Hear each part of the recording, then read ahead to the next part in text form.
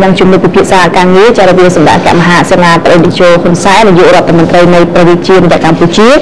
ជួបនឹងសមាជិកសភាជប៉ុននៅក្នុងឱកាសនោះឃើញថាសម្រាប់កម្មហាសេនាប្រតិជនហ៊ុនសែនបានថ្លែងអំណរគុណដល់ប្រទេសជប៉ុនដែលសន្យាបន្តជួយចដល់ការកែតម្រង់ការបោះឆ្នោតនៅកម្ពុជារួមទាំងជំនួយផ្សេងៗទៀតជាច្រើនដែលជប៉ុនបាននឹងកំពុងជួយដល់កម្ពុជា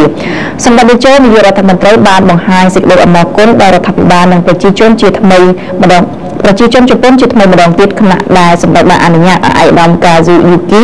ណាកាណេសមាជិកសភានិងជាអនុរដ្ឋមន្ត្រីការបរទេសជប៉ុនចូលជួបសម្ដែងការគូសំចំនួនមានសន្តិភាពលើរសៀលថ្ងៃទី2ខែតុលាម្សិលមិញឯក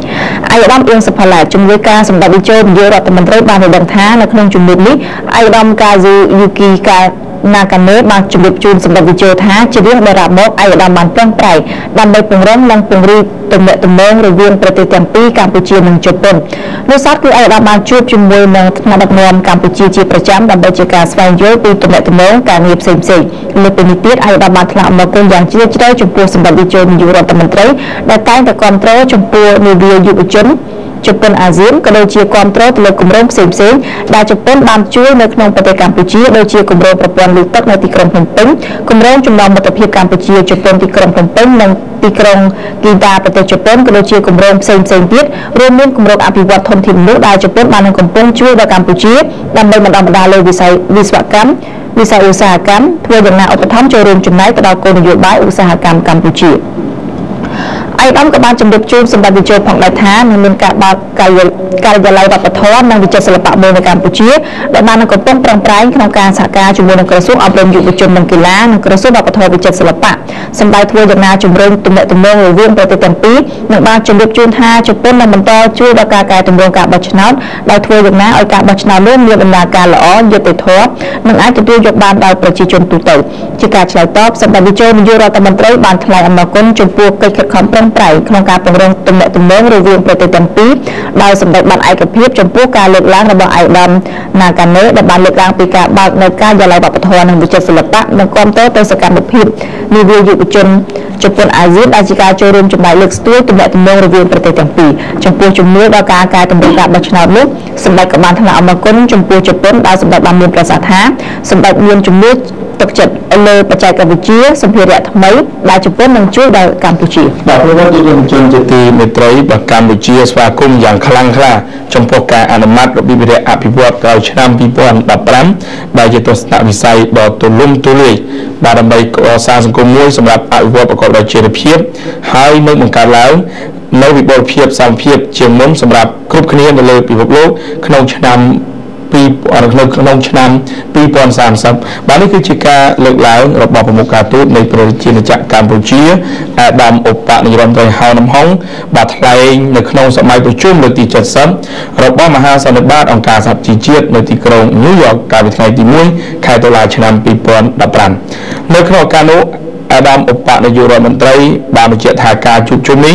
បានប្រព្រឹត្តទៅក្នុងដំណាក់កាលដ៏សំខាន់ក្នុងពេលដែលប្រពខូបលើកទី70របស់អង្គការសហជីវជាតិនេះជាឱកាសមួយសម្រាប់ធ្វើការឆ្លុះបញ្ចាំងនៅអ្វីដែលស្ថាប័នពិភពលោកនេះត្រូវធ្វើដើម្បីដោះស្រាយការប្រឈមជាសកលក្នុងពេលបច្ចុប្បន្នអាដាមបានបង្ហាញថាកម្ពុជាសូមស្វាគមន៍យ៉ាងខ្លាំងក្លាចំពោះការអនុម័តរបៀបអភិវឌ្ឍក្រោយឆ្នាំ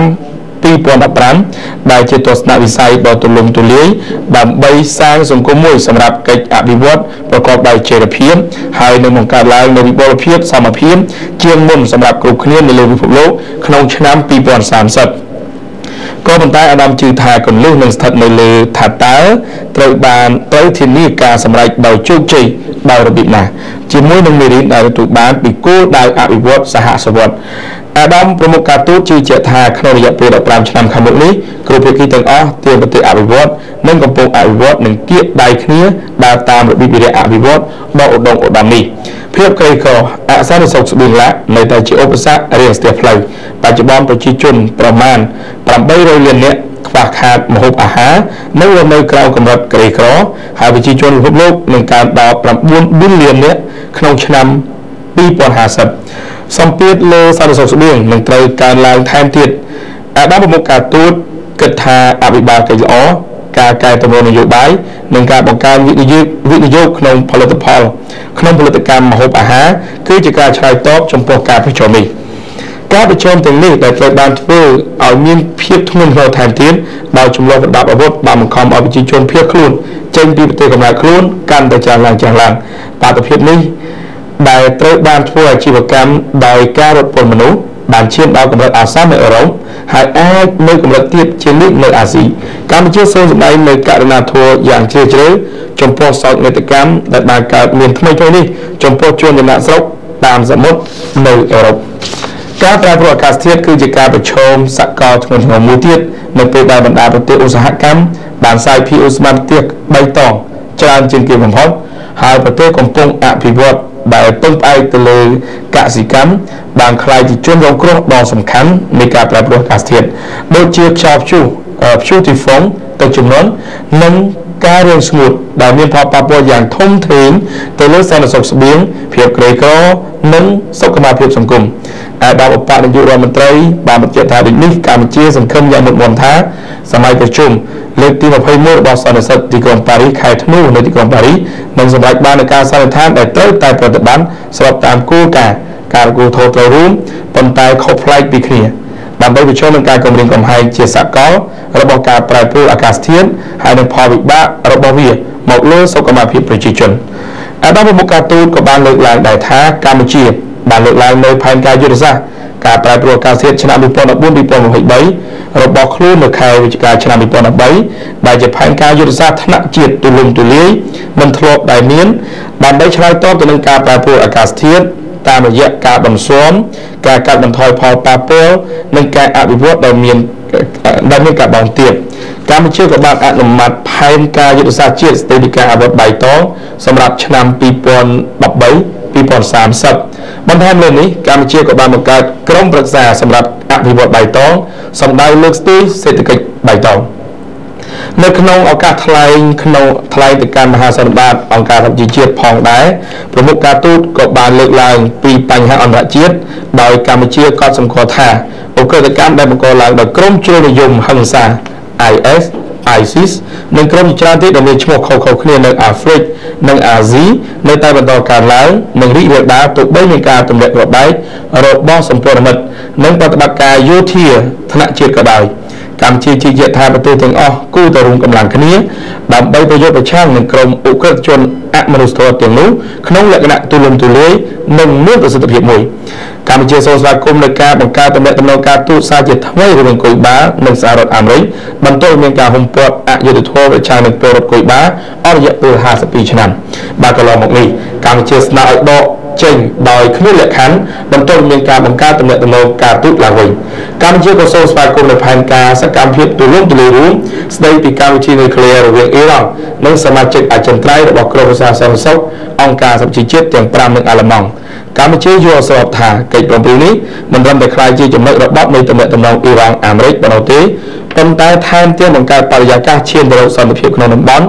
សន្តិសុខនិងស្ថិរភាពនយោបាយផងដែរប្រមុខការទូតកម្ពុជាក៏បានលើកឡើងផងដែរថាដោយផ្អែកលើតថភាពថ្មីរបស់ពិភពលោកកម្ពុជាគាំទ្រការធ្វើកំណែតម្រូវរបស់អង្គការសហជីវជាតិសម្ដៅធ្វើឲ្យអង្គការនេះមានលក្ខណៈប្រជាធិបតេយ្យនិងមានប្រសិទ្ធភាពជាងមុនដើម្បីដោះស្រាយនៅការប្រឈមសំខាន់របស់ពិភពលោកក្នុងគោលដៅនេះតាមទស្សនៈរបស់កម្ពុជាមហាសន្និបាតនៃអង្គការសហជីវជាតិគួរតែមានអំណាចជាងមុនដើម្បីលើកកម្ពស់អភិបាលកិច្ចសកលនៅក្នុងប្រព័ន្ធអង្គការសហជីវជាតិជាមួយគ្នានេះដែរក្រុមប្រឹក្សាសេដ្ឋកិច្ចនិងសង្គមនៃអង្គការសហជីវជាតិហៅកាត់ ECOSOC ក៏ត្រូវតាមដាននឹងការអនុវត្តដោយប្រសិទ្ធភាពសម្រាប់របៀបវិរៈនៃការអភិវឌ្ឍសម្រាប់វិរៈរបៀបនៃការអភិវឌ្ឍប្រកបដោយចីរភាពឆ្នាំ2023ឆ្នាំ2030ដែលត្រូវបានអនុម័តជាឯកច្ឆន្ទដោយប្រមុខដឹកនាំពិភពលោកក្រុមប្រឹក្សាសន្តិសុខអង្គការសហជីវជាតិគួរមានលក្ខណៈប្រជាធិបតេយ្យនិងដំណាភៀបច្រើនជាងមុនទាំងក្នុងសមាជិកអចិន្ត្រៃយ៍និងមិនអចិន្ត្រៃយ៍ដើម្បីធានាសន្តិភាពសន្តិសុខជាសកលនៅចំពោះមុខសហភាពការដែលកំពុងវិវត្តប្រកបដោយគ្រោះថ្នាក់នៅលើពិភពលោកនៅពេលបច្ចុប្បន្ននេះបាទនេះគឺជាខ្លឹមសារបាទសេចក្តីថ្លែងការណ៍របស់ប្រមុខការទូតកម្ពុជាក្នុងសមាគមប្រជុំលើកទី70របស់អង្គការសហជីវជាតិបាទពលថាពេលនេះបាទអារម្មណ៍មុខការទូតគឺកំពុងតែស្ថិតនៅសហរដ្ឋអាមេរិកនៅឡើយដើម្បីការងារពាក់ព័ន្ធទៅនឹងរឿងរ៉ាវបាទរបស់កម្ពុជាជាមួយនឹងពិភពលោកបាទ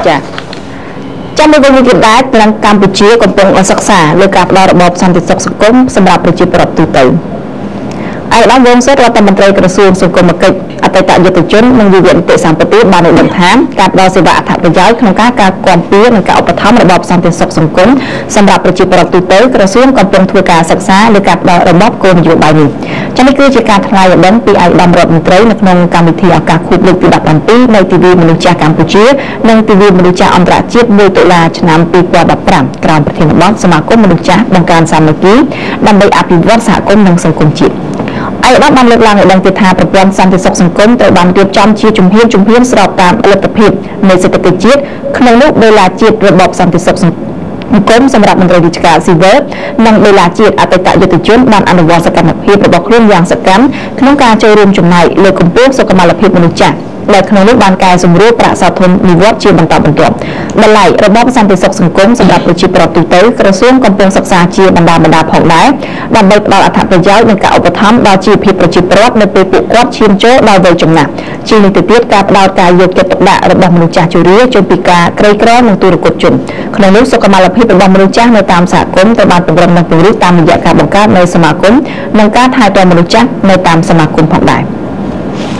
បើយោងតាមសារលិខិតសម្ដេចអគ្គមហាសេនាបតីតេជោហ៊ុនសែននាយករដ្ឋមន្ត្រីនៃប្រទេសជាម្ចាស់កម្ពុជាក្នុងឱកាសខួបលើកទី17នៃទិវាមនុស្សចាស់កម្ពុជានិងទិវាមនុស្សចាស់អន្តរជាតិ1តុលាឆ្នាំ2015បានសម្ដែងនូវការដឹងគុណចំពោះគុណូបការៈដ៏ថ្លៃថ្លារបស់មនុស្សចាស់ដែលបានបន្សល់ទុកនូវសមិទ្ធផលនិងមរតកជាច្រើនក្នុងនោះរដ្ឋាភិបាលបានកសាងលិខិតបទដ្ឋានគតិយុត្តនិងគោលនយោបាយជាតិជាចាំបាច់នានា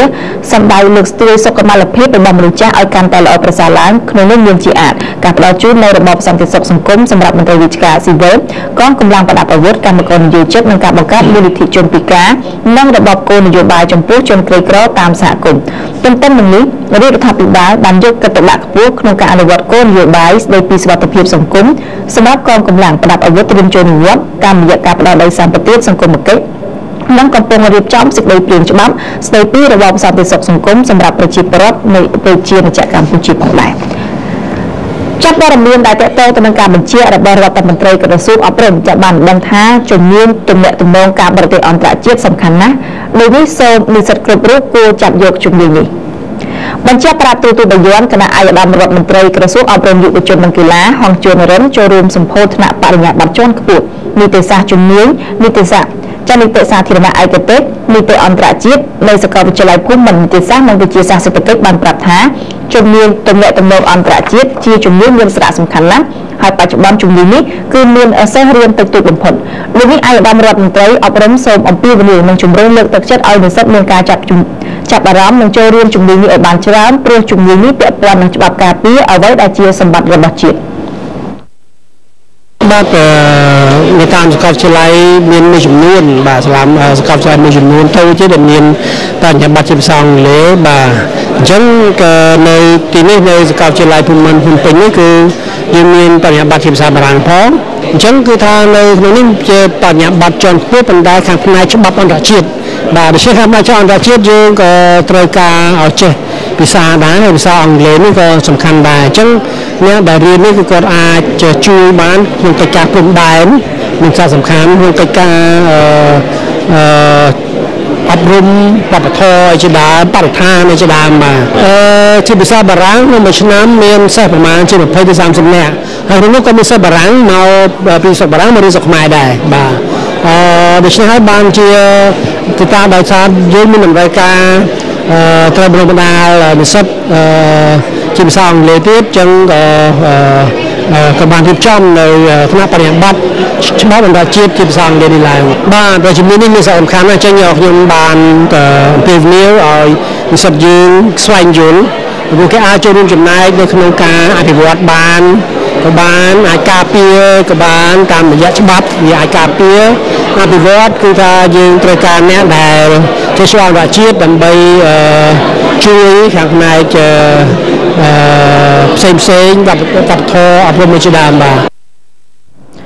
ទ ចំណែកឯកឧត្តមបណ្ឌិតលើចំណាសាកលវិទ្យាធិការរងនៅសាកលវិទ្យាល័យភូមិន្ទនីតិសាស្ត្រនិងវិទ្យាសាស្ត្រសេដ្ឋកិច្ចបានលើកឡើងដោយថាការសម្ពោធថ្នាក់បរិញ្ញាបត្រជាន់ខ្ពស់សិក្សាភាសាអង់គ្លេសលើជំនាញនីតិសាធារណៈឯកទេសនីតិអន្តរជាតិនេះគឺជាជំនាញសំខាន់ដែលភាគីបារាំងបានជួយដល់សាកលវិទ្យាល័យនេះឯកឧត្តមបន្តថាតាមរយៈជំនាញនេះនឹងធានាបាននូវប្រភពចំណេះដឹងព្រមទាំងអត្ថប្រយោជន៍ចាំបាច់សម្រាប់វិទ្យាសាធារណៈក្នុងការអនុវត្តគោលនយោបាយរបស់រដ្ឋាភិបាលកម្ពុជាព្រោះការសិក្សាគ្មានទីបញ្ចប់ឡើយហើយការបើកជំនាញនេះដើម្បីឲ្យសិស្សបានបន្តពីថ្នាក់បរិញ្ញាបត្រឲ្យកាន់តែមានជំនាញកាន់តែប្រសើរលើជំនាញដ៏កម្រមួយនេះដោយជំនាញនេះបង្រៀនដោយសាស្ត្រាចារ្យមានបទពិសោធន៍មកពីប្រទេសបារាំងជាអ្នកបង្រៀនឲ្យផងដែរជាមួយវិញទៀតនេះដែរទឹកប្រាក់ប្រមាណជា$10 លានដែលជប៉ុនបានជួយដល់វិទ្យាស្ថានបច្ចេកវិទ្យាកម្ពុជា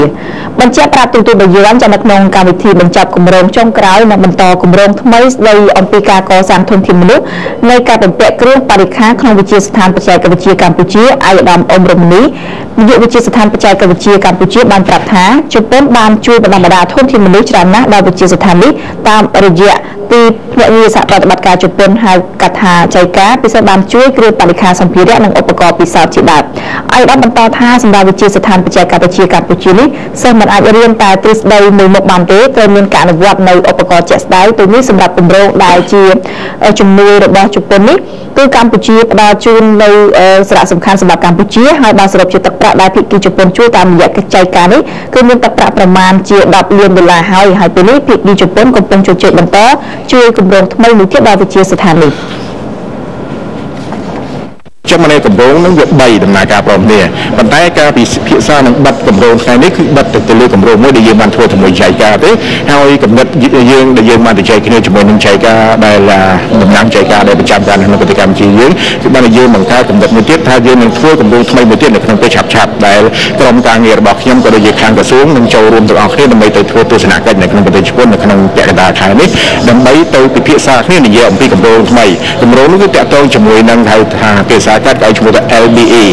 ឬភាសាពេញឲ្យឈ្មោះថា Lab Based Education គឺបានន័យថាវិធីសាស្ត្រនៃការប្រើប្រាស់ដែលហៅថាគ្រឿងឧបករណ៍ពិសោធន៍សម្រាប់បម្រើទៅលើវិស័យការអប់រំអញ្ចឹងសួរថាតើវិធានការនៃការប្រើប្រាស់គម្រោងយ៉ាងណាយើងនឹងធ្វើការពិភាក្សាជាហៅថាលក្ខណៈលម្អិតជាមួយភាគីនៅក្នុងកម្មវិធីនៃទស្សនកិច្ចទៅជប៉ុននេះហើយយើងសង្ឃឹមថាចៃការនឹងផ្ដល់នៅអ្វីដែលជាដំណើរការសម្រាប់កសាងធនធានមនុស្សនៅក្នុងប្រទេសកម្ពុជាយើងរឿងមួយទៀតគឺសំខាន់ណាស់ដោយសារតែវិទ្យាស្ថាននេះគឺមានលទ្ធភាពគ្រប់គ្រាន់នៅក្នុងការបណ្ដុះបណ្ដាលដែលហៅថាធនធានមនុស្សតាមរយៈនៃការប្រើប្រាស់ឧបករណ៍ពិសោធន៍ថ្មីល្អទន្ទឹមនឹងគឺការ build capacity បាននៃការកសាងសមត្ថភាពធនធានមនុស្សគឺទាមទារឲ្យមានដាច់ខាតបានន័យថាមិនមែនតែសមត្ថភាពគ្រូប្រហែលគ្នាទៅបរៀនកូនសិស្សប្រហែលគ្នាបានន័យត្រូវតែគ្រូត្រូវតែមានសមត្ថភាពខ្ពស់មាន degree ខ្ពស់បានន័យគាត់នឹងទៅ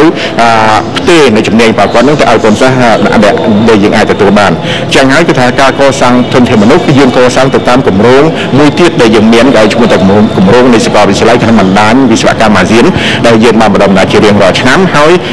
ធនធានមនុស្សរបស់យើងនឹងកើនឡើងដែលយើងគិតថាមកដល់ពេលនេះគឺចំនួនអ្នកទទួលសញ្ញាបត្របណ្ឌិតវិស្វករដែលត្រឡប់មកពីសាកលវិទ្យាល័យក្នុងប្រទេសល្បីៗពិភពលោកនេះគឺថានៅក្នុងវិទ្យាស្ថានរបស់យើងមានខ្ទង់ប្រហែលជា50នាក់ហើយយើងគិតថាចំនួនអ្នកដែលមានទទួលសញ្ញាបត្របណ្ឌិតវិស្វករនឹងធ្វើការកើនឡើងនៅខាងក្នុងឆ្នាំ2018នេះរហូតដល់ជិត100នាក់អញ្ចឹងចំនួននេះខ្ញុំគិតថាវាជាមធ្យោបាយមួយគ្រប់គ្រាន់សម្រាប់ធ្វើយ៉ាងណាឲ្យចរន្តនៃការគ្រប់គ្រងនៃការដំណើរការនៃការបណ្ដុះបណ្ដាលនៅខាងក្នុងវិស័យបច្ចេកវិទ្យាវិស្វកម្មរបស់យើងធ្វើដំណើរដោយអត់មានបញ្ហារាំងស្ទះអីទេនេះគឺជាថាអ្វីដែលយើងទទួលបានហើយអ្វីដែលយើង expect ថាអនាគតយើងនឹងធ្វើឲ្យបានសម្រេចក្នុងពិធីបញ្ចប់គម្រោងនេះដែរឯកឧត្តមហងជួនរិនរដ្ឋមន្ត្រីក្រសួងអប់រំយុវជននិងកីឡាបានថ្លែងអំណរគុណដល់រដ្ឋាភិបាលជប៉ុនដែលតែងជួយដល់កម្ពុជាហើយការជួយនេះមិនត្រឹមតែលើវិស័យអប់រំប៉ុណ្ណោះទេលើវិស័យផ្សេងទៀតក៏ភាគីជប៉ុនជួយកម្ពុជាដែរហើយពេលនេះភាគីជប៉ុនតាមរយៈចៃការនឹងបន្តជួយគម្រោងលើវិស័យអប់រំនេះបន្តទៀតដូចនេះកម្ពុជាមិនយូរទៀតនោះទេនឹងមានធនធានមនុស្សកាន់តែច្រើនពេលនេះកម្ពុជានឹងមានសេដ្ឋកិច្ចគ្រួសារល្អប្រសើរផងដែរសូមបញ្ជាក់ថាសម្រាប់បរិក្ខារមន្ទីរពិសោធន៍សម្ភារៈនិងឧបករណ៍ពិសោធន៍ក្នុងវិទ្យាស្ថានបច្ចេកវិទ្យាកម្ពុជាមានភាគីច្រើនដែលបានជួយមិនមែនតែភាគីជប៉ុនមួយប៉ុណ្ណោះទេដូចជាភាគីកូរ៉េជាដើមសរុបជាទឹកប្រាក់លើសម្ភារៈឧបករណ៍រាប់សិបលានដុល្លារហើយតម្រូវការនេះនៅតែត្រូវការដើម្បីឲ្យនិស្សិតបានសិក្សារៀនសូត្រគ្រប់គ្រាន់តែទៅនឹងខាងការនាំស្រូវអង្គចេញវិញម្ដងចាសហព័ន្ធអ្នកនាំអង្គចេញនឹងចាត់វិធានការចំពោះក្រុមហ៊ុននាំអង្គចូលពីប្រទេសជិតខាង ប្រធានសហព័ន្ធអ្នកនាំចេញអង្ករនៅកម្ពុជាអាយដាមសុកពុទ្ធិវុឌ្ឍបានពន្យល់ធ្ងន់ធ្ងរនៅក្នុងសេចក្តីថ្លែងការណ៍របស់ខ្លួនថានឹងចាត់វិធានការលើក្រុមហ៊ុននាំចេញអង្ករដែលប្រព្រឹត្តខុសទៅនឹងវិន័យក្រមសីលធម៌ពាក់ព័ន្ធនឹងការនាំចូលអង្ករពីប្រទេសជិតខាងដែលមិនមានប្រភពដើមច្បាស់លាស់អាយដាមសុកពុទ្ធិវុឌ្ឍបានលើកឡើងនៅក្នុងសេចក្តីប្រកាសរបស់ខ្លួននៅថ្ងៃទី1ខែតុលាឆ្នាំ2015ថាសហព័ន្ធស្រែអង្ករកម្ពុជានឹងចាត់វិធានការរួមទាំងការដាក់ទោសទណ្ឌចំពោះបណ្ដាសមាជិកណាដែលល្មើសនឹងក្រមសីលធម៌លើពីនេះចំពោះអ្នកនាំចូលអង្ករពីប្រទេសជិតខាងសម្រាប់ចាយចាយទីផ្សារនៅក្នុងស្រុកត្រូវមានឯកសារគោលនិងលិខិតបង់ពន្ធឲ្យបានត្រឹមត្រូវតាមច្បាប់អាយដាមបានបន្តថាចំពោះសមាជិកទាំងឡាយណាដែលនាំចូលអង្ករពីប្រទេសជិតខាងហើយបាននាំចេញទៅកាន់ទីផ្សារអន្តរជាតិដោយប្រើវិញ្ញាបនបត្របញ្ជាក់ប្រភពដើមទំនិញពីកម្ពុជាហើយត្រូវសហព័ន្ធចាប់បាននឹងត្រូវរងពិន័យចំពោះអង្ករក្រអូបត្រូវពិន័យក្នុង1តោន$300អាមេរិកនិងអង្ករសធម្មតាត្រូវពិន័យ1តោន$115ហើយថវិកានោះត្រូវបង់ចូលសហព័ន្ធស្រែអង្ករកម្ពុជាអាយដាមសុកពុទ្ធិវុឌ្ឍបានគូបញ្ជាក់ផងដែរថាសមាជិកទាំងឡាយណាដែលមិនរៀងចាហើយត្រូវបានសហព័ន្ធចាប់បានជាលើកទី2ត្រូវទទួលពិន័យក្នុងកម្រិតធ្ងន់និងមិនត្រូវបញ្ជូនឈ្មោះក្រុមហ៊ុននោះទៅឲ្យស្ថាប័នពាក់ព័ន្ធទទួលពិន័យតាមផ្លូវច្បាប់កម្ពុជាដូចជាក្រសួងពាណិជ្ជកម្មអគ្គនាយកដ្ឋានគោលអគ្គនាយកដ្ឋានពន្ធដារនិងត្រូវផ្សព្វផ្សាយជាសាធារណៈទោះយ៉ាងណាចំណាត់ការរបស់សហព័ន្ធស្រែអង្ករបានទទួលការគាំទ្រពីក្រុមហ៊ុនអ្នកនាំចេញអង្ករស្វាគមន៍និងសម្ដែងនូវការគាំទ្រយ៉ាងពេញទំហឹងដោយអ្នកនាំចេញអង្ករបានលើកឡើងថាចំណាត់ការនេះមិនត្រឹមតែជួយដល់ក្រុមហ៊ុននាំចេញអង្កររោងម៉ាស៊ីនកិនស្រូវរបស់កម្ពុជាប៉ុណ្ណោះទេគឺថែមទាំងបានជួយដល់ប្រជាកសិករខ្មែរថែមទៀតផងអ្នកជំនាញបានដឹងថាសម្រាប់ទិសដៅនាំចេញអង្ករ1លានតោនគឺទំនងជាមិនអាចសម្រេចបាននោះទេដោយសារតែការដឹកជញ្ជូនមានតម្លៃខ្ពស់និងការចំណាយការស្តុកនៅក្រៅប្រទេសកម្ពុជាតួលេខរបស់លេខាធិការដ្ឋានច្រកចិញ្ចោទាំងមូលសម្រាប់បំពេញបែបបទនាំចេញអង្ករបង្ហាញថានៅរយៈពេល9ខែឆ្នាំ2015នេះកម្ពុជាបាននាំអង្ករចេញទៅកាន់ទីផ្សារបរទេសបានជិត37,000,000តោនការឡើងចំនួន37%បើធៀបរយៈពេលដូចគ្នាកាលពីឆ្នាំ2014តួលេខខាងលើបានបញ្ជាក់ថាចាប់ពីខែមករាដល់ខែកញ្ញាឆ្នាំ2015កម្ពុជាបាននាំអង្ករចេញទៅកាន់ទីផ្សារអន្តរជាតិពលគឺមានការកើនឡើង37%បើធៀបនឹងរយៈពេលដូចគ្នាក្នុងឆ្នាំ2014គូបញ្ជាក់ថាកាលពីឆ្នាំ2014កន្លងទៅកម្ពុជាបាននាំអង្ករចេញប្រមាណជាជិត39,000,000តោនចាត់តទៅនឹងអំឡុងពេលបុណ្យកាន់បិណ្ឌក៏ដូចជាភ្ជុំបិណ្ឌចាត់ថ្នាក់ដឹកនាំកម្មគនត្រូលបានជំរុញដល់មន្ត្រីគ្រប់សាខាទូទាំងប្រទេសឲ្យបង្កើននៅសកម្មភាពពិនិត្យគុណភាពទំនិញនិងចំណីអាហារអាយដាមមកបច្ចុប្បន្នប្រតិភូរដ្ឋាភិបាលនិងជាអគ្គនាយកកម្មគនត្រូលបានជំរុញឲ្យមន្ត្រីកម្មគនត្រូលនៅគ្រប់សាខាទូទាំងប្រទេសឲ្យបង្កើនសកម្មភាពការងារចោះត្រួតពិនិត្យគុណភាពទំនិញពិសេសដល់លើមុខទំនិញចំណីអាហារនៅក្នុងអំឡុងពេលបុណ្យកាន់បិណ្ឌនិងភ្ជុំបិណ្ឌអាយដាមបញ្ជាក់ថារដូវបុណ្យទាននេះទំនិញម្ហូបអាហារលក់ដាច់ច្រើនដោយសារប្រជាពលរដ្ឋនាំគ្នាទៅយកទៅធ្វើបុណ្យទានហើយនេះបើយើងមិនបង្កើនសកម្មភាពត្រួតពិនិត្យអាចមានអាជីវករខូចខូចឆ្មក់ដាក់លក់ទំនិញខ្លាំងៗទំនិញខូចគុណភាពគួរការបរិច្ឆេទជាដើមអាយដាមមកបច្ចុប្បន្នបានជំរុញដល់មន្ត្រីកម្មគនត្រូលក្រៅអវត្តរបស់ខ្លួនក្នុងរាជធានីខេត្តក្រុងទូទាំងប្រទេសនៅក្នុងអង្គប្រជុំប្រចាំខែរបស់អគ្គនាយកដ្ឋានកម្មគនត្រូលដែលធ្វើឡើងនៅព្រឹកថ្ងៃទី2តុលាអាយដាមក៏បានជំរុញឲ្យមន្ត្រីក្រៅអវត្តយកចិត្តទុកដាក់ទៅពិនិត្យក្នុងកញ្ចប់ពេលវត្ថុដែលអាជីវករវិខ្ចប់ដាក់លក់សម្រាប់ពុទ្ធបរិស័ទពេញថ្វាយព្រះសង្ឃចាត់ពេញប្រកេនព្រះសង្ឃនោះព្រោះកន្លងមកមានប្រជាពុទ្ធបរិស័ទយើងជាច្រើនក៏ធ្លាប់ជួបប្រទះទំនិញជាភេសជ្ជៈក្នុងកញ្ចប់តែវត្ថុនោះមានខូចគុណភាពលោកកុងវិធីអនុប្រធានសាខាផាយស្ងួតចុងទីភ្នំពេញបានបញ្ជាក់ប្រាប់បាយ័នថាខាងសាខារបស់លោកផ្ដោតសំខាន់ទាំងទីផ្សារតូចធំក្នុងទូទាំងក្រុងភ្នំពេញដែលបែងចែកកម្លាំងចោះជារៀងរាល់ថ្ងៃក្នុងអំឡុងបុណ្យកាន់បិណ្ឌនិងភ្ជុំបិណ្ឌរយៈពេល15ថ្ងៃនេះដើម្បីរារាំងឲ្យបានការធ្វើចរាចរណ៍ទំនិញខូចគុណភាពនៅលើទីផ្សារ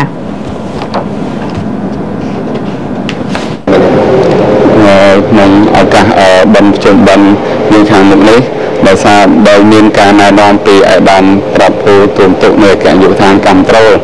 បានឲ្យមន្ត្រីកម្មត្រូលយើងទាំងអស់ធ្វើការពង្រឹងនិងចុះទីផ្សារហ្នឹងឲ្យបានគ្រប់សាខាទាំងអស់អញ្ចឹងសម្រាប់យើងនៅសាខាផែស្ងួតចុងទីភ្នំពេញយើងខ្ញុំនេះនឹងរៀបចំធ្វើដាក់កម្មវិធីចុះនៅក្នុងបិណ្ឌជុំបិណ្ឌនេះចាប់ពីថ្ងៃទី1រហូតដល់ថ្ងៃទី15ធ្វើការផ្សព្វផ្សាយដល់អាជីវករនិងអ្នកប្រើប្រាស់ទាំងអស់ឲ្យបានយល់ដឹងអំពីទំនិញនិងគុណភាពទំនិញដែលវាប្រែប្រួលឬក៏ខូចគុណភាពទៅតាម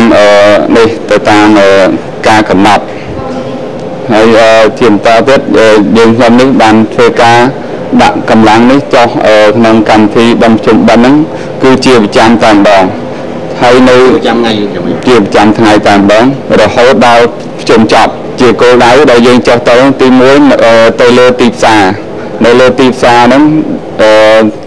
លើទីផ្សារហាងលក់ទំនិញនិងតាមផ្ទះលក់ទំនិញជាគោលដៅដែលយើងចុះទៅមើលបាទលោកស្រីកញ្ញាជាទីមេត្រីបាទលោកនាងបានជ្រាបในការលើកឡើងរបស់មន្ត្រីជំនាញបាទហើយជឿជាក់ថានឹងរកឃើញនៅរបបខូចគុណភាពច្រើនទីពិសេសខ្ចប់ទៅយទានេះណាបាទដូចសាដកស្អីនោះបាទដែលយើងគិតថាមានលក្ខណៈល្អប្រសើរគុណភាពល្អទៀតពិតពេលខ្លះឈ្មោះខលខូចគាត់ដាក់របស់ខូចគុណភាពចូលបាទអញ្ចឹងដោយសារខ្ចប់អញ្ចឹងទៅស្មានតែគេស្មោះត្រង់ណាអញ្ចឹងហើយបានជាអ្នករកទទួលទានទាំងអស់បាទត្រូវតែគោរពនៅក្រមសិលធម៌នៅក្នុងការរកទទួលទានបាទមិនដូចឆ្លោះទេបាទថ្ងៃនេះបើគេបានថ្ងៃក្រោយគឺអត់អាចបោកបានទេក៏នៅលើហាងនឹងក៏បាច់ទិញដល់សក្តិគុណភាពទោះបីជាយើងខំប៉ះទៅយករបស់ល្អមកដាក់ក៏ដោយព្រោះថាគេឈ្មោះដែលយើងមិនផ្លែងដែលយើងក្បត់ដែលយើងមិនស្មោះត្រង់ជាមួយនឹងអ្នកអាជីពជាមួយនឹងអតិថិជនហើយនោះបាទអញ្ចឹងគឺយើងមានបញ្ហាហើយបាទអញ្ចឹងគឺសូមឲ្យអ្នករកទទួលទានទាំងអស់ត្រូវតែមានភាពស្មោះត្រង់ជាមួយនឹងអតិថិជនស្មោះត្រង់នៅលើតម្លៃស្មោះត្រង់ទៅលើគុណភាពស្មោះត្រង់ទៅលើភាពជឿជាក់បាទអញ្ចឹងគឺបាទគឺអតិថិជនគាត់ស្លាប់ចិត្តបាទនឹងទង្វើល្អរបស់យើងហើយនឹកឃើញទៅទិញអីក៏នឹកឃើញហាងហ្នឹងដែរឬក៏នឹកឃើញទៅបងឬក៏ចែកនេះដែរបាទព្រោះថាវាល្អបាទហើយគាត់ថាសម្ដីមិនអោយខ្នងមិនបែហ្នឹងគឺច្បាស់ណាស់មុខមិនមើលទៀតបាទខ្ញុំណាគេទៅក្បែរទេព្រោះយើងទីផ្សារសេរីអញ្ចឹងអតិថិជនមានជំរឿព្រោះថាទូរទស្សន៍មិនមែនតែមានទូរទស្សន៍មួយប្រភេទទេបាទនៅកម្ពុជារបស់យើងគ្រប់ទូរទស្សន៍ទាំងអស់ក្រុមហ៊ុនធំៗ3គឺនាំចូលមកកម្ពុជាម៉ូតូដូចគ្នាមិនមែនតែម៉ូតូនេះល្អខ្លួនទៅលក់អញ្ចឹងអត់ទេគេអត់ម៉ូតូរបស់ក្រុមហ៊ុនឯងគេទៅរកម៉ូតូក្រុមហ៊ុនផ្សេងដែររថយន្តដូចគ្នាបាទអញ្ចឹងគឺ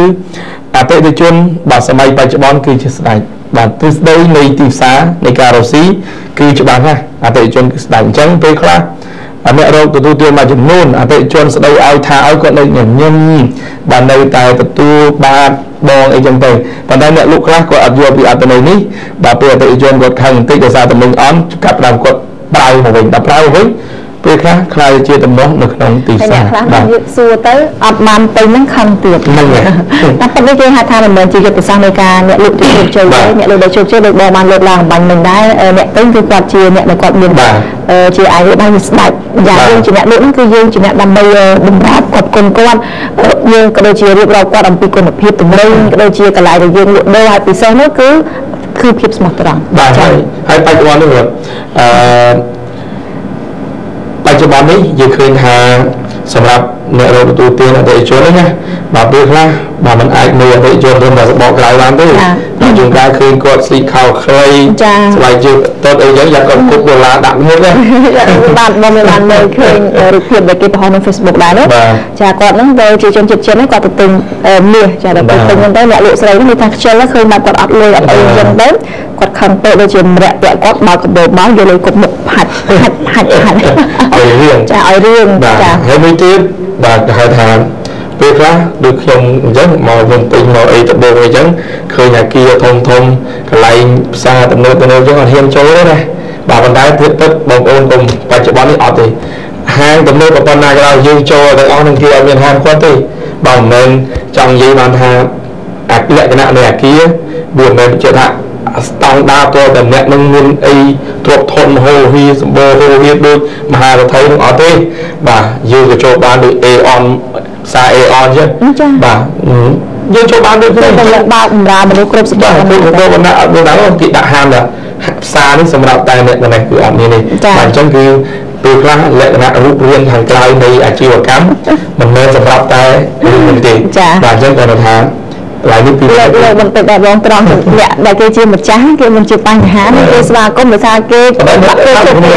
má cả mẹ lụi kia ta một lần đại qua ập vô tròn chỉ một cái dương cua tự lần đó dương trong chụp chơi để chuyên đại một chạc rồng hôn thôn thôn nó cứ cái đám chân tí đại lụi đôi ta tiếp đầu trà cho mình về tới dương về trong cứ ca bị lụi tự cuốn lụi lại đại đối với cái lang chỉ thực hiện rồng hôn trà chỉ kẹt đi được ca chỉ cái ban tôi không to xuống là trà từ rồng từ cái ban chụp chơi để chuyên hái mẹ đại quan chỉ mẹ cầmแต่เรียนรู้จุดบกหลักนี่ยังไม่แค่มาสร้างเคยเป็นครับกอดมันใส่จิตจังชลอยจุดบุญเนี่ยในกอดเสียเปะมันซ้ำร่มใจเนี่ยในกระทากอดขมิ้นเลยกรบกอดเป็นใหญ่วายวันบอกกอดนั่นคือกอดมันใส่แหละแต่โยกับโยมือกับมือกับไฮเตยเลี้ยงทรายด้วยกับอัดกับไฮเตยตั้มตั้มมันแมนเต้บางโยจับอารมณ์จุดบุญดังเนี่ยในกอดชีเนี่ยในกอดปากกาดุในข้าง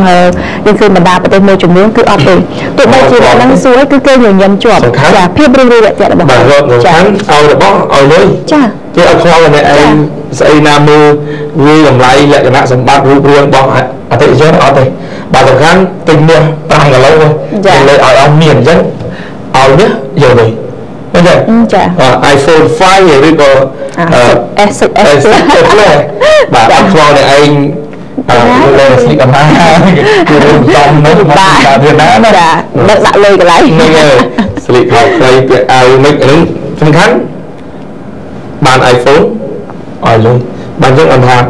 cứ mình ai như làm lại làm bọc lại bàn thì đối với hiện tại riêng tầm mình ấy hiện tại thì tầm đấy nhé chẳng cứ một mà thả lấy chọc bàn lõ mà sao lại đăng tôi là khôi đồng hiệp tôi làm là đăng lại mình trong làm xã mà chắc cứ như là bòn hàng cầm của tôi này và còn một nệm phế là sao không và thằng ấy sau cái mà viết hai bị xét đầm rồi mình tây cho một rất 30 triệu thằng mày thôi đi bà sâu cùng bằng crab dài thà đồng bên chất đòn mót người này thà cứ thôi là hết tam bên này bà lúc tôi bắt tam bên này ở khăn bằng bây giờ mọi người mình không có được màu tôi như cái tôi nói bảo sao là dương trăm bằng crab này đào xa nên xưa chỗ đã chơi chuyện hả thôi nào trong chương trình là sầm đây rồi bom ở đầu mình đây bà cứ mình đây từ hàng cống để mình đây vào một lát nên mìnhผลิตหมดเลยบอกว่าถ้าเรื่องนี้แบบคือยืดcái chi viên gì cả tận bảo sao làยึดมันเคยทำเป็นได้เอาเรื่องต่างๆยังแต่ในคนเป็นเรื่องหมอให้หมอจับได้ในที่ประกาศในตัวเด็กยังดีกว่าโฮมให้นะว่าดูพบจับได้เป็นทุกคนคุณภาพจังคือเอาล้อที่สำคัญคือเรื่องต่างๆตามเป็นได้ต้นใจให้ไอ้เดินแต่โจบานบาดอยซาตาเมี่ยงเนี่ยเอาโจให้มันได้ที่เนี่ยเอาโจเขาเอาบังขึ้นโจไอ้ยืนบานท้าเนี่ยคุกกันจับพันนังbà cho bà đâu một khơi nữa cứ tạm là mình tay áo quần tôi bên trên mình cho thì hàng ngàn cảm cao chiết số bát phiền cho là cho hơi cô tiêu nhiêu tục scat rồi lại là cho hơi cô nó cả bông chung can bánh nấm chung bánh chào bị ngày thì một hơi bấm bay khai cả nhá ba ngày thì đọc bay tự là năm pipon đọc buồn dương khơi tha được nó cả bông can bẩn nấm chung bẩn chào bị ngày bẩn pi chào đã bị bẩn muối bà hôm mà đọc bẩn đọc rám bà đại tôi mình khai như một cái bay khai nhau nhà đó thôi thì đọc bay tự là bị bỏ đọc là một ít bà bay tục scat cả bằng thôi có thể là cho phơi cô sọp tam biệt slau ngày đi ngày sáng bà sau một mình có thể là cho cái nạn cam cà chia cho bà việc phơi cô bà việc là cho phơi cô bà cứ sâu thu ẩm từ níu bà sang thế nạn cho mình nhận bà phơi thế nào bà bên thằng kéo thì mỗiអ្នកបើកបររថយន្តត្រូវត្រួតពិនិត្យលក្ខណៈបច្ចេកទេសយានយន្តបាទរបស់ខ្លួនមុនពេលធ្វើដំណើរតាមពិតរាល់ឆ្នាំចេញរហូតតែណាស់តែអ្នកបើកបរនឹងមិនគោរពទី2អ្នកបើកបររថយន្តនិងអ្នករួមដំណើរទាំងអស់សូមពាក់ខ្សែក្រវ៉ាត់សុវត្ថិភាពឲ្យបានគ្រប់គ្នាហើយភារកិច្ចពាក់ខ្សែក្រវ៉ាត់នេះត្រូវឲ្យខ្លាយជាទម្លាប់ជាប្រចាំរបស់ខ្លួនពេលឡើងបញ្ជាឬជិះរថយន្តម្ដង3អ្នកបើកបរម៉ូតូនិងអ្នករួមដំណើរទាំងអស់សូមពាក់មួកសុវត្ថិភាពគ្រប់គ្នាទោះធ្វើដំណើរជិតឬឆ្ងាយនិងគ្រប់ពេលវេលាត្រូវចងចាំជានិច្ចថាមួកសុវត្ថិភាពមួយការពារជីវិតបានម្នាក់ទី4អ្នកបើកបរសូមមិនថយល្បឿនបើកបររបស់ខ្លួននៅតាមស្ថានភាពផ្លូវនិងស្ថានភាពចរាចរណ៍ដូចជាផ្លូវកលុកផ្លូវកោងផ្លូវរស័ព្ទផ្លូវចូលឡានចំណតផ្លូវចង្អៀតឬផ្លូវរអិលសូមបញ្ជាក់ថាគ្រោះថ្នាក់ចរាចរណ៍កន្លងមកកើតឡើងដោយសារការបើកលឿនបាទការបើកល្បឿនលើសកំណត់ ដែលជាមូលហេតុចម្បងធ្វើមានគ្រោះថ្នាក់ចរាចរណ៍ច្រើនជាងគេដូច្នេះត្រូវបើកបរតាមល្បឿនដែលបានកំណត់គឺរថយន្តធុនតូចបើកបរក្នុងល្បឿនត្រឹមតែ80 គីឡូម៉ែត្រក្នុង1ម៉ោងនៅក្រៅទីប្រជុំជននិងល្បឿនបើកបរត្រឹមតែ40 គីឡូម៉ែត្រក្នុង1ម៉ោងក្នុងទីប្រជុំជនចំពោះម៉ូតូដែលបើកបរក្នុងទីប្រជុំជនត្រូវបន្ថយល្បឿនមកត្រឹម30 គីឡូម៉ែត្រក្នុង1ម៉ោងប៉ុណ្ណោះ 5 អ្នកបើកបរមុនមិនជែងត្រូវដឹងច្បាស់ថាផ្លូវខាងមុខទំនេរអាចជែងបានដោយសុវត្ថិភាពជៀសវាងការជែងដោយប្រថុយប្រថានដែលអាចបង្កឲ្យមានគ្រោះថ្នាក់ចរាចរណ៍ជាយថាហេតុទី6អ្នកបើកបរសូមគោរពសិទ្ធិអធិភាពនៅត្រង់ផ្លូវប្រសំដែលត្រូវបើកបន្ថយល្បឿននៅពេលជិតដល់ផ្លូវប្រសំនិងត្រូវទុកសិទ្ធិឲ្យអ្នកបើកបរដែលធ្វើចរាចរណ៍លើផ្លូវមានសិទ្ធិអធិភាពទៅមុនបាទអ្នកខ្លះក៏អាចយល់ផ្លូវសិទ្ធិអធិភាពរបស់គេបែរជាឲ្យគេឈប់ចាបាទខ្លួនឯងទៅអញ្ចឹងកន្លែងនេះគឺជារឿងមួយដែលយើងត្រូវយល់បាទទាំងអស់គ្នាកុំពេក7 សូមចងចាំចំណុចនៃពាក្យស្លោកបើពិសាគ្រឿងស្រវឹងគុំបើកបរពាក្យស្លោកនេះមានសារៈសំខាន់ជាអាយុជីវិតព្រោះបើស្រវឹងអ្នកបើកបរបាត់ម្ចាស់ការភ្នែកស្រវាំងបើកបររីចង្កូតចូលឡើងបន្ថែមល្បឿនកាន់តែលឿនធ្វើឲ្យលទ្ធភាពគ្រោះថ្នាក់ដល់ស្លាប់នឹងច្រើនអាចបណ្ដាលបុកបង្គោលភ្លើងដើមឈើរបាំងចែកទ្រូងផ្លូវឬសំណង់រង្វង់មួយផ្សេងទៀតបាទឡាក់បើនៅស្រែរស្វឹងយើងអាចធ្លាក់ជ្រោះបាទ8ចំពោះរថយន្តដឹកអ្នកដំណើរឬរថយន្តដឹកទំនិញសូមកុំផ្ទុកមនុស្សឬទំនិញលើសច្បាប់កំណត់ជាពិសេសរថយន្តដឹកអ្នកដំណើរមិនត្រូវផ្ទុកមនុស្សនៅលើដំបូលឡើយ9នៅពេលបើកបរត្រូវប្រកាន់ភ្ជាប់នៅសុជីវធម៌សិលធម៌និងការអធ្យាស្រ័យគ្នាទៅវិញទៅមកដើម្បីសម្រួលនៅស្ថានភាពកកស្ទះចរាចរណ៍ជ្រាបនៅក្នុងការនេះគណៈកម្មាធិការជាតិសុវត្ថិភាពចរាចរណ៍ផ្លូវគោកសូមអំពាវនាវដល់ម្ចាស់រថយន្តដឹកជញ្ជូនអ្នកដំណើរគ្រប់ប្រភេទមេត្តាគុំដំឡើងថ្លៃសម្បត្តិឬថ្លៃឈ្នួលដឹកជញ្ជូនក្នុងឱកាសបុណ្យប្រជុំនេះដើម្បីជួយសម្រួលជីវភាពដល់ប្រជាពលរដ្ឋដែលភាគច្រើនជាកម្មករធ្វើដំណើរទៅជួបជុំគ្រួសារនៅស្រុកកំណើតអាស្រ័យទៅបានជម្រាបជូនខាងលើគណៈកម្មាធិការជាតិសុវត្ថិភាពចរាចរណ៍ផ្លូវគោកសូមសម្ដែងនូវសេចក្តីសង្ឃឹមនិងជឿជាក់និងជឿទុកចិត្តលើស្មារតីប្រុងប្រយ័ត្នរបស់បងប្អូនជនជាតិក្នុងពេលធ្វើដំណើរទៅមកនៅក្នុងឱកាសបុណ្យកាន់បិណ្ឌនិងជុំបិណ្ឌដែលចាប់ផ្ដើមពីថ្ងៃទី28 កញ្ញាដល់ថ្ងៃទី13 តុលាឆ្នាំ2015នេះប្រកបដោយសុវត្ថិភាពនិងសេចក្តីសុខសប្បាយជាមួយក្រុមគ្រួសារសូមកុំឲ្យថ្ងៃសប្បាយរីករាយខ្លាយជាថ្ងៃកាត់ទុកព្រោះតែការធ្វើប្រហែសមួយប្រពៃភ្នែកដែលសូមបញ្ជាក់ថាសម្រាប់សេចក្តីពៀននេះគឺមានការចុះហត្ថលេខាពីអាដាមរដ្ឋមន្ត្រីក្រសួងសាធារណការនិងដឹកជញ្ជូននិងជាអនុប្រធានអចិន្ត្រៃយ៍កសចកអាគូអាដាមតារីទឹកបាទចាក៏មាននៅការជំរុញជូនផងដែរពីខាងអគិសនីកម្ពុជាដើម្បីជាការផ្ដល់ដំណឹងសម្រាប់បងប្អូនប្រជាពលរដ្ឋរបស់យើងនៅក្នុងថ្ងៃសៅរ៍និងថ្ងៃអាទិត្យនេះនៅទីតាំងមួយចំនួនចាគឺមានការផ្អាកនៅការគ្រប់គ្រងចលនាអគិសនីចានៅក្នុងថ្ងៃនេះផងដែរចាប់ពីវេលាម៉ោង 9 ព្រឹកចារហូតដល់ម៉ោង 16 ល្ងាចនេះមានការផ្អាកការគ្រប់គ្រងអគិសនីចានៅភូមិចំការលឹកក្នុងសង្កាត់កាកាបខណ្ឌពោធិ៍សែនជ័យនិងក៏ដូចជាស្ថិតនៅភូមិមានជ័យសង្កាត់ស្ទឹងមានជ័យខណ្ឌមានជ័យតំបន់ភ្លើងមួយចំនួនទៀតដែលស្ថិតនៅភូមិ CPC ភូមិតំពាំងឈូកសង្កាត់ទឹកថ្លាខណ្ឌសែនសុខនិងនៅភូមិព្រៃវិវាភូមិព្រៃសណ្ដែកភូមិព្រៃស្ពឺភូមិចោមចៅភូមិគោកចំបក់ភូមិថ្មគោនិងសង្កាត់ចោមចៅខណ្ឌពោធិ៍សែនជ័យរាជធានីភ្នំពេញចានេះសម្រាប់ថ្ងៃនេះហើយថ្ងៃស្អែកចាប់ពីវេលាម៉ោង 8 ព្រឹកដល់ម៉ោង 16 ល្ងាចនោះក៏មានការការគ្រប់គ្រងនៅអគ្គិសនីនៅក្នុងសង្កាត់ផ្សារថ្មីមួយចាខណ្ឌដូនពេញនិងតាមបណ្ដោយផ្លូវជាតិលេខ 5 សង្កាត់សំរោងខណ្ឌព្រៃភ្នៅនិងតំបន់ភ្លើងមួយចំនួនដែលស្ថិតនៅភូមិរិស័យ1សង្កាត់ស្ទឹងមានជ័យខណ្ឌមានជ័យភូមិទួតពងរោភូមិត្រពាំងមានជ័យក្នុងសង្កាត់ចោមចៅខណ្ឌពោធិ៍សែនជ័យរាជធានីភ្នំពេញចានេះគឺជាទីតាំងនិងសង្កាត់ក្នុងតំបន់មួយចំនួនដែលផ្អាកការគ្រប់គ្រងចលនាអគ្គិសនីដោយសារតែមានការជួសជុលក៏ដូចជាមានការរំលោភកំឡុងខ្សែបណ្ដាញបង្កលក្ខណៈការពង្រីកផ្លូវដើម្បីងាយស្រួលនៅក្នុងការដាក់ប្រព័ន្ធរូជាដើមបាទខ្ញុំមកជាពលរដ្ឋចានៅក្នុងវគ្គនេះហើយវគ្គបន្តមានព័ត៌មានអន្តរជាតិបាទថ្មីជាទីប្រយោជន៍បាទពេលនេះសូមសម្រាប់បន្តិចសិន